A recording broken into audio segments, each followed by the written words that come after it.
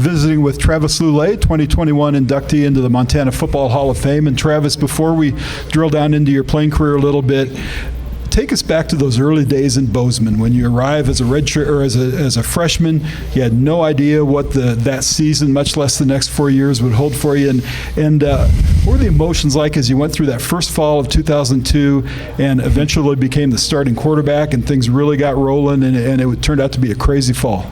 It did, yeah. No, it was. I mean, you summed it up pretty well. It was a wild year for me, just on an individual level. Going, leaving Oregon, coming to Montana. I remember sitting down, my folks came out. We stayed in Bozeman for a few days just to try to get acclimated a little bit. And then when they were leaving town, I was sitting in the Hall of Fame room, there on campus in the field house, and Coach Mike Kramer addressed us, and I was looking around like, I don't know anybody for hundreds of miles. What am I doing here? And so, it just set off. And the one thing that's cool about joining, obviously being involved in collegiate sports, you get immediately plugged into a social circle. So these guys become your buddies. They're doing the same thing you're doing. They're trying to figure it out. So you're kind of in that together. So that helps. And then a couple weeks in, I become the starting quarterback, and which was, I hadn't necessarily planned for. I wanted to prepare for, but didn't know that was going to happen. And at that point in time, I was so focused on just trying to be good enough to keep up. We had some tremendous seniors and upperclassmen who had been through a lot, and I just remember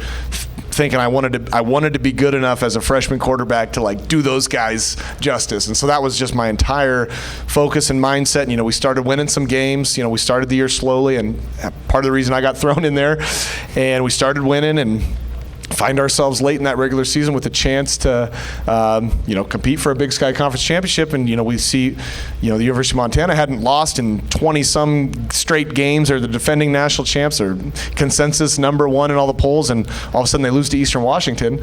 And, boy, we've only got, we have 2 Big Sky losses. So if we beat Montana, we're going to be tied with them and hold the tiebreaker. And so it's just like that. We're playing with a lot on the line. And, obviously – the other part of this, I remember early in that season, I was sitting in the academic room with a buddy, and he said, we got to do something about this streak. And I said, what are you talking about? And he said, well, we haven't beat, the University of Montana since 1984. And it was like, oh gosh, I always say that was Montana State's best recruiting pitch, was not telling me that was the case at the time. So to be a part of the team that was able to go into the defending national champs, who would have been ticked off after losing their first game in a long time and finding a way to win that game. It just kind of marked a moment in Bobcat football program where we just kept pushing the ball forward, and so it's been cool, as an alum to see where the program's come since then. But it's pretty special to look back on that freshman year being pretty darn memorable, even though in the moment I was kind of caught up in the eye of the tornado. Your career at Montana State was amazing. There were so many high spots, but I'd like your thoughts, if you would, on the journey after that. You bounced around to some NFL spots, and then you found yourself in British Columbia, and it turned out to be, after a couple of some challenges early, it turned out to be a great spot for you. And you had that amazing season that you led the Lions to the Grey Cup, most outstanding player. Talk about the professional football journey that capped with that moment when you were on the field there at BC Place with the confetti coming down. Yeah. Again, that was pretty darn special. I remember setting out from when I was leaving MSU, and I didn't know what to expect of the pro journey. I had enough scouts express some interest and some agents, and okay, well maybe I I want to give myself an opportunity to do this.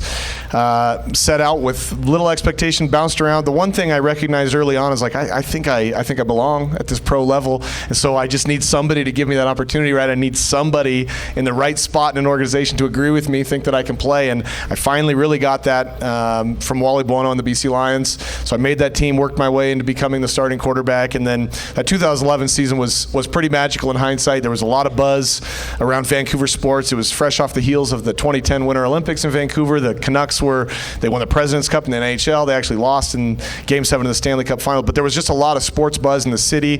BC Place was newly renovated, so to do it with my teammates with, bigger crowds than normal at CFL games, we essentially won a home Grey Cup game. It was because the game was being played in Vancouver, and we're playing in it. It was, overwhelmingly Lions fans in there. So it was just a really special moment. And just, having been cut 4 times and bouncing around and living out of a suitcase for my first couple years as a pro, it was cool to know that I'd found a home in Vancouver and, achieved this moment of winning a championship. Pretty special. Well, it's been a lot of fun to watch your career from the time you were an 18-year-old freshman to this point. It's a lot of fun for me to welcome you and congratulate you to the Montana Football Hall of Fame, Travis Lulay.